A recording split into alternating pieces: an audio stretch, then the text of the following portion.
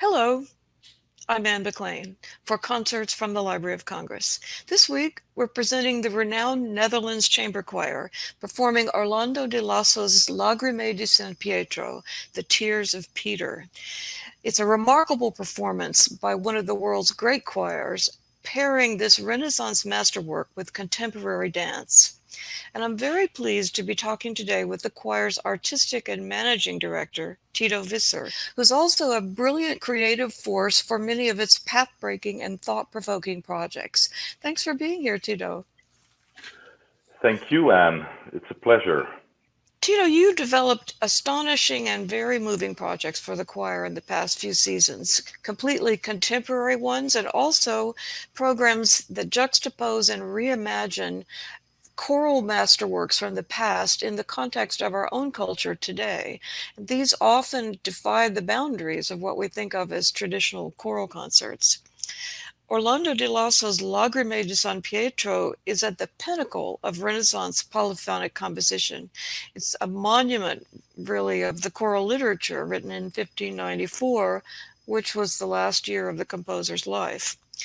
Conceived for 7 voices and set to poems by Luigi Tansillo, this is a somber tapestry of 20 madrigals laden with numerical symbolism and ending with a motet. The 21 parts of the cycle reference the Trinity, 7 times 3, and the 7 voices represent the 7 sorrows of the Virgin. The singers are really superb in this polyphonic masterpiece, and it's a very moving experience to see it performed with the new dimension of dance. Tell us how this project came about. Well, it started with a moment of huge despair, actually, because we were having a yet another Zoom call about the corona measurement and the fact that it was unclear um, as to what distance we had to take amongst each other as singers Mm. in order to be able to stand on stage. And we had the sort of general 1.5 meter, which we use in the Netherlands and in Europe. But then all of a sudden, German insurance companies started to say no. But in order for us to insure you, you need to be at least at 3 meters. And then another company was saying no, 8 meters. Oh my And then goodness. at a certain point, I was crying out in despair. I said, well, let's all put them into glass tubes. And then all of a sudden that was like a small epiphany, because then I thought, well, what would happen if we would actually do that? Because then you create a sort of, yeah, museum pieces. You objectify the singer in a way when you put them in a column.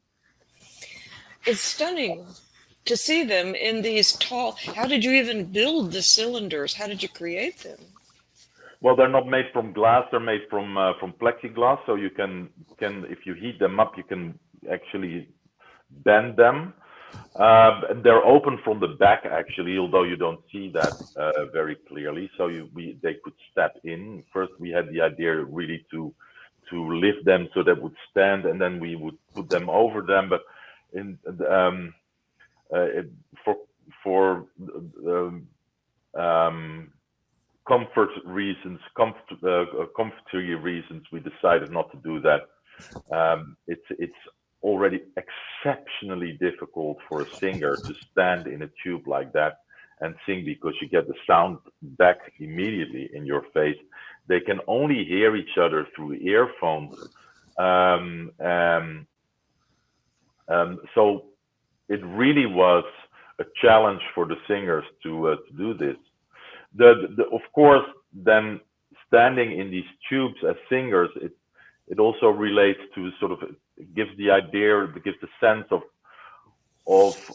the idea of a choir being after Corona being sort of a phenomenon of past times.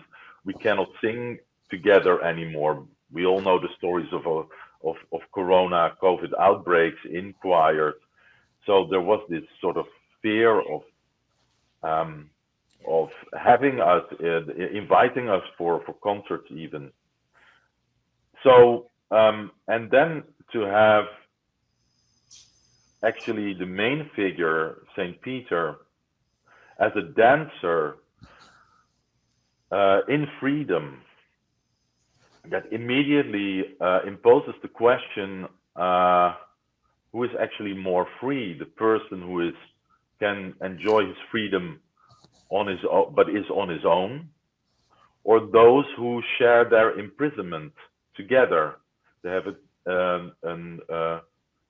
shared experience in that sense. They share their imprisonment, and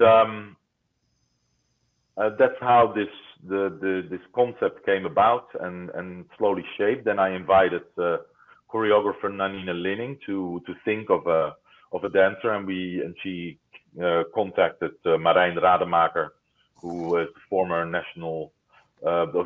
former soloist of the National Ballet of the Netherlands, an amazing dancer. Yes. And then, of course, this we combined the story of Peter, as you said already. He was the most loyal companion of Jesus, and what this story shows us is that he was so loyal that you would almost think, well, could you not be Jesus? And this story shows us that we are, and Peter with us, still was human. He was not perfect. He was absolutely 100% sure that he would always be true to Jesus, and then all of a sudden he denies him, not once, not twice, but 3 times in a very short period. And he is devastated about that. Devastated about this. He's so disappointed in himself in a way. And this journey of the Lacrime di San Pietro is a journey of reconciliation, of it's like the mourning process, like the mourning of when you lose somebody close to you, when somebody close to you dies. You first go through denial, then you go through anger, and eventually you're able to give it a place. So it starts off these 21 madrigals, with the first 7 madrigals are really about that pain, that suffering, like, oh my God, I can't believe I did this. And Orlando Di Lasso describes the gaze of Jesus, looking at Jesus in disappointment, in anger, but also Acceptance. with a sort of acceptance, exactly. And so we have all singers. There in the tubes there are lights, and they go on and off. And every singer, at another moment, looks at Peter like they're transmitting the look of Jesus to him. And then in the second movement, it's more this anger that plays a role. We see a lot of dancing there as well. And then in the third part, there is this acceptance, you could say. And I've created this acceptance by referring in the dancing to the 14 stages of the cross. So there are 7 columns with 7 singers, and at every column he creates together with the singer, the dancer creates together with the singer a tableau that refers to one of those stages of the cross. So you see him you see Peter meeting with his mother, you see him falling 3 times because of the weight of the cross. You see Simon helping him carrying his cross. You see one of the women wiping his face. But it's like a ritual in a sense, for Peter to accept. It's a homage to Christ in a way as well. It's such these tubes are such a startling, hauntingly relevant device for loneliness and isolation, and that incredibly so during the pandemic. And this is, for me, what came across was that it is a work that heightens our search for transcendence, especially during the pandemic. And the dramatic revelations of the performance, both in the superb singing and superb dancing, are very, very powerful. And I was thinking about your role in this because you are a singer, you have been a singer, and now you are a director. You may not have thought of yourself in the past as becoming a director, but you have really made this work possible, and others too. And I wanted to ask you about the work that you and I have talked a little bit about in emails about Forgotten, the work that you've created with the choir about dementia. This is hugely significant today, and especially in the Netherlands, but worldwide. And for you, I know it's a very personal thing as well.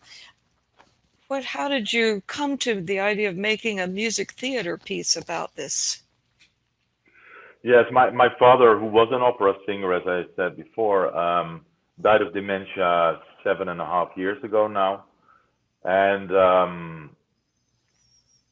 I was one of many people in this world who are caregivers for their close relatives in a situation of somebody suffering from dementia.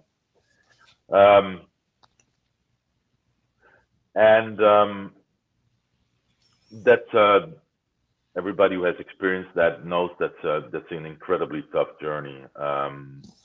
It's the démasqué of humanity in a way.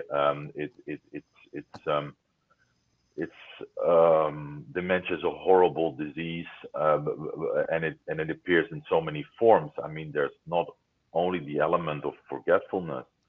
There's also this element of hallucinations. In my father's case, he didn't suffer from Alzheimer, where forgetting is the main element, but he suffered from Lewy body dementia, where you have hallucinations, you have this strong paranoia, which you often also see with Alzheimer.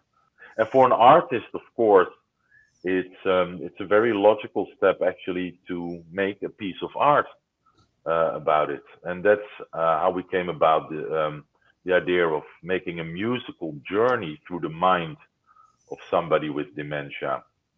And music has this amazing capacity of changing the atmosphere within a split second.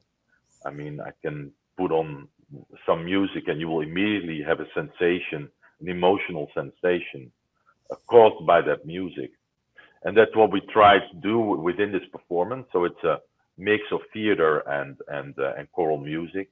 The theater talks about is actually a house doctor who discovers the first symptoms of dementia with himself.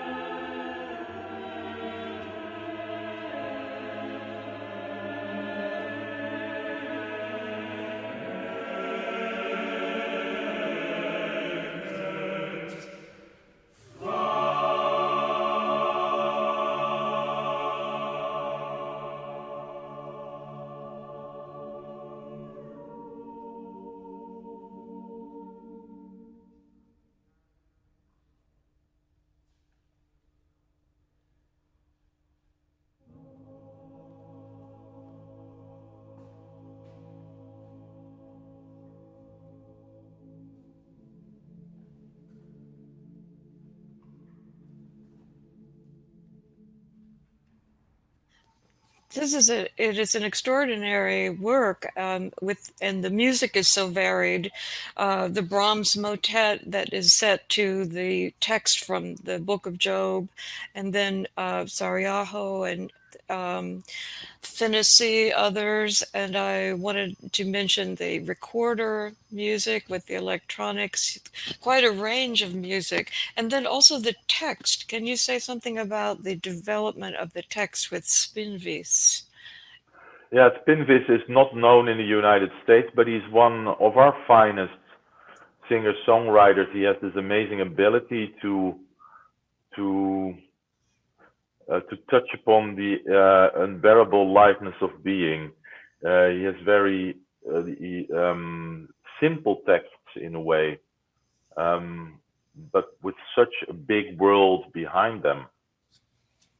It's such a courageous work, and the work conveys a dreadful experience of seeing the destruction of the personality and even the ability to perceive oneself in someone that you love. I saw this phrase in some of the descriptions of your work online, where the mind ends and the universe begins. I wanted to ask you, what are some of your new thinking paths as you look forward? Thank God we are moving away from the pandemic. You've been so creative in thinking of things that will help everyone understand this experience and get survive it. What kinds of thoughts are you having now? It's a tough world that we are still looking at. Yes, and one of our new projects is, which is going to be launched in 2024, is called Cities, um, and it's actually connecting the old Lamentations. The fall and rise of Jerusalem is also the fall and rise of every city in this world, and those texts of the Lamentations are incredible, and the music that has been set to this text by so many amazing composers over the past 600 years is also amazing. And we would like to perform them. But at the same time, we realize that we have a new diaspora. We have people who do not relate to those deeply Christian texts. In that sense, do relate to the subject of the fall and the rise of a city. And can we build hope in those cities where so much suffering is going on? And that's what this project is going to be about. We're going to give a voice to those people from the new diaspora and young slam poets, the young unknown Amanda Gormans of this world, and ask them to reflect on the fall and rise of their city, and then we're going to ask composers to put this to music and create a new canon of music which is not Christian but resonates to a lot more people, also those who are not from a Christian background, but who also, of course, play such a substantial role in this Western Christian society.